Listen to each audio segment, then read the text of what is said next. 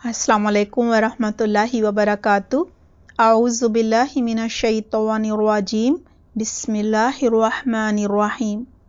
रब्बिश्रह ली सदरी व यस्सिर ली अमरी वहलुल उक़दतम मिन लिसानी यफ़क़हू क़ौली।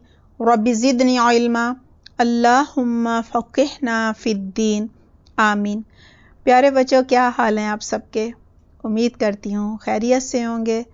दुआ है अल्लाह सुब्हाना ताला आप सबको अपनी हिफ्ज़ मान में रखे, सेहत और आफियत अता फरमाए, लंबी बरकत वाली ज़िंदगी अता फरमाए। अल्लाह सुब्हाना ताला कुरान को बेहतरीन तरीके से समझने की और अमल करने की तौफीक अता फरमाए। आप सबको अपने वालिदैन की आंखों की ठंडक और बेहतरीन सदका जारिया बनाए। आमीन अल्लाहुम्मा आमीन। प्यारे बच्चों, आज हमारी सूरतुल बकरा की आयत नंबर 109 है, 109। आइए पहले लफ्ज़ी तर्जुमा करते हैं, फिर इंशाल्लाह तफसीर करेंगे। बिस्मिल्लाहिर्रहमानिर्रहीम। वद्दा चाहते हैं, कसीरुन बहुत से, कसीर उर्दू में भी बहुत से को कहा जाता है। मिन अहलिल किताब अहले किताब में से, मिन मैंने से, और अहले किताब जो है ना, ये यहूद और निसारा को कहा जाता है, लेकिन यहाँ पे मुराद है यहूद। लव काश, यरुद्दूनकुम वो लौटा दें तुमको। शुरू में या के मानी है वो, और कुम मैंने तुमको, वो फेर दें तुमको। मिन बादी बाद, मिन मैंने से, बादी मैंने बाद। ईमानिकुम तुम्हारे ईमान के, कुम मैंने तुम्हारे, कुम के मानी तुम होते हैं।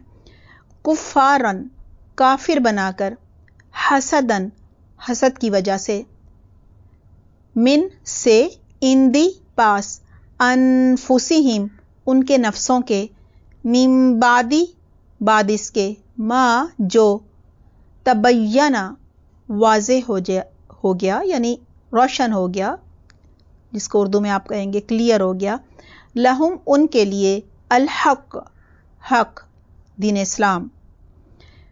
फ़ाफ़ू बस माफ कर दो, वा और वस्फ़हू इसको अगर वाव को जोड़ दें साथ तो मानी हो जाएंगे और दरगुजर करो। हत्ता यहां तक के, यतिया ले आए, अल्लाहु अल्लाह, भी अमरी ही अपना फैसला, ही मैंने उसका यानी अपना फैसला। इन्ना बेशक, अल्लाह अल्लाह ताला, आला ऊपर, कुल्ली हर, शैइन चीज के, कदीरुन कुदरत रखने वाला है। वद्दा कसीरुम मिन अहलिल किताबी लव यरुद्दूनकुम मिन बादी ईमानिकुम कुफ्फारा हसदम मिन इंदी अनफुसिहिम मिन बादी मा तबय्यना लहुमुल हक फ़ाफ़ू वस्फ़हू हत्ता यअतियल्लाहु बि अमरी इन्नल्लाह अला कुल्ली शैइन क़दीर। तर्जुमा है, हक वाज़े हो जाने के बावजूद अहले किताब के अक्सर लोग हसद और बोस की वजह से तुम्हें ईमान से हटा देना चाहते हैं। तुम उन्हें दरगुजर कर दो और माफ कर दो, यहाँ तक कि अल्लाह अपना हुक्म ले आए। यकीनन अल्लाह हर चीज पर कुदरत रखता है। इस आयत में सबसे पहले कहा जा रहा है, वद्दा कसीरुम मिन अहलिल किताबी लव यरुद्दूनकुम मिन बादी ईमानिकुम कुफ्फारा, यानी हक वाज़े हो जाने के बावजूद अहले किताब के, खास तौर पे यहूद का जिक्र है, यहूद के अक्सर लोग हसद की वजह से तुम्हें ईमान से हटाना चाहते हैं, यानी दोबारा काफिर बनाना चाहते हैं। देखिए, अहले किताब जो हैं वो हक जानते थे, ठीक है, उनकी किताबों में भी तौहीद की दावत थी और कुरान में भी वही सब कुछ था जो कि उनकी किताब में था।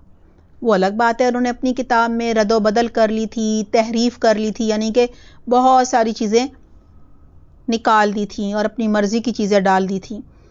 तो अल्लाह ताला फरमा रहे हैं कि हक तो उन्हें समझ आ गया है, फिर ईमान क्यों नहीं ला रहे हजरत मोहम्मद सल्लल्लाहु अलैहि वसल्लम पर, एक अल्लाह पर।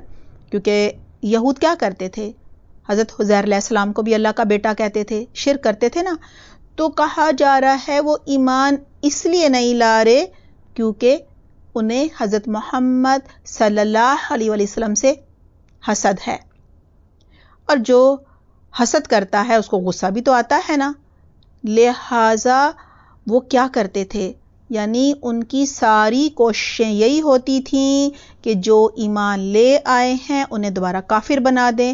اسی لیے کہا جا رہا ہے کہ وہ کیا چاہتے ہیں، اہل کتاب والے یہ چاہتے ہیں، بتایا جا رہا ہے لو یردونکم من بعد ایمانکم کفارا، کہ کاش وہ تمہیں دوبارہ ایمان لانے کے بعد، یعنی تم تو ایمان لے آئے ہو لیکن وہ کیا کریں، تمہیں دوبارہ کافر بنا دیں، یعنی نہ خود ایمان لا کر فائدہ اٹھانا چاہتے ہیں اور حسد کی وجہ سے تمہارا ایمان لانا بھی انہیں پسند نہیں، لہٰذا جھوٹ موٹ کا مسلمان ہو جایا کرتے تھے، جھوٹ موٹ کا ایمان لے آتے تھے اور ایمان لا کر کہتے تھے دیکھو ہم تو مسلمان ہو گئے ہیں، پھر وہ دوبارہ سے کافر بن جاتے تھے، یہودی بن جاتے تھے اور کہتے تھے کیا کریں، یہ تو صحیح اسلامی نہیں ہے، صحیح دین ہی نہیں ہے، اس دین میں کوئی سچائی نہیں ہے، پھر بہت ساری غلطیاں اور خامیاں نکالتے تھے اور دوسرے لوگوں کو بھی بد دل کرتے تھے، بدظن کرتے تھے، یعنی ان کا بھی دل خراب کرتے تھے کہ نہیں شک ڈالتے تھے ان کے دل میں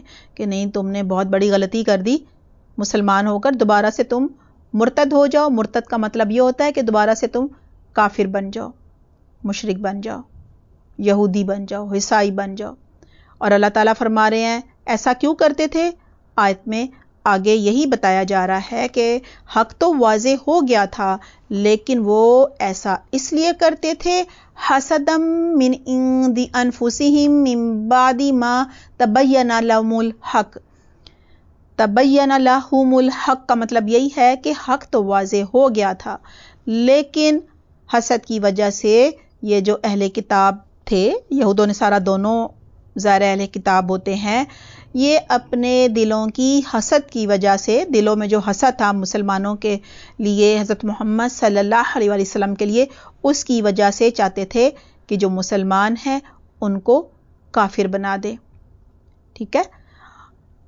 کیونکہ انہیں پہلے بات ہو چکی ہے نا، انہیں تھا کہ محمد صلی اللہ علیہ وسلم جو ہیں وہ تو بنی اسرائیل میں سے نہیں ہیں، وہ تو بنی اسماعیل میں سے ہیں، تو یہ تو ہماری نسل میں پیغمبر آیا ہی نہیں، لہٰذا ہم تو اہل کتاب ہیں، بڑے علم والے ہیں، انبیاء کرام کی اولاد ہیں، چنے ہوئے لوگ ہیں، خود کو لاڈلا کہتے تھے، ٹھیک ہے، تو وہ کہتے تھے یہ تو امی ہے، امی کا مطلب ہوتا ہے ان پڑھ، تو یہ کمتر ہے، حقیر ہے، ان کے اندر کیسے پیغمبر آ گیا، اور اگر ان کے اندر آنا ہی تھا تو کسی سردار پر ہی آ جاتا، یہ غریب یتیم حضرت محمد صلی اللہ علیہ وسلم پر کیوں آ گیا، لہٰذا ہم تو کسی صورت ایمان نہیں لائیں گے، اس حسد کی وجہ سے خود بھی ایمان نہیں لا رہے تھے اور دوسروں کو بھی مرتد کرنا چاہتے تھے، یعنی دوبارہ سے کافر بنانا چاہتے تھے۔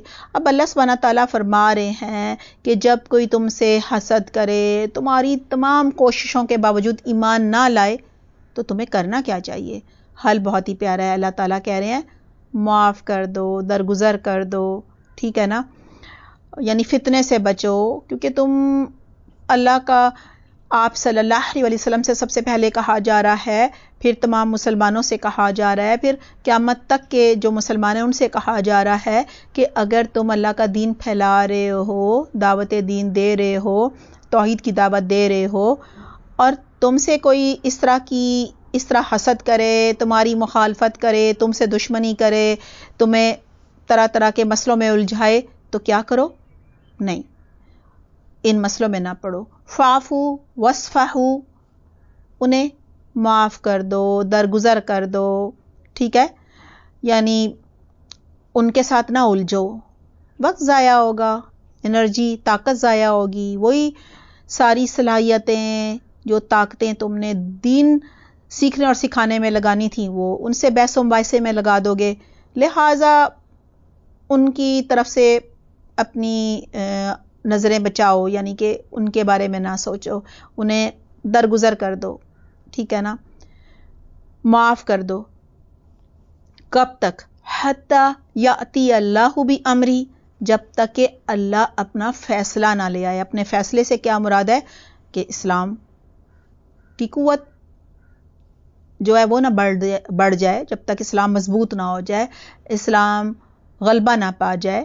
ٹھیک ہے، اسلام یعنی بہت سارے لوگ جب تک ایمان نہ لے آئیں. بہت سارے لے آئیں گے تو مسلمان طاقتور ہو جائیں گے نا، ابھی تو کمزور ہیں. تب تک ان سے نہ الجھو. ویسے بھی دیکھیں مسلمان اگر کم تھے، ان سے بحث مباحثہ کرتے تو کیا ہونا تھا؟ انہوں نے غالب آ جانا تھا نا. مسلمانوں کو بحث مباحثے میں الجھائے رکھنا تھا، دین کا کام نہیں کرنے دینا تھا، اور ہو سکتا ہے کچھ لوگوں کو دوبارہ مرتد بھی کر دیتے، کافر بھی بنا دیتے. تو کس کا نقصان ہونا تھا؟ مسلمانوں کا. اس لیے اللہ تعالیٰ کہہ رہے ہیں کہ بس تم اپنی ساری توجہ دین پھیلانے میں لگاؤ.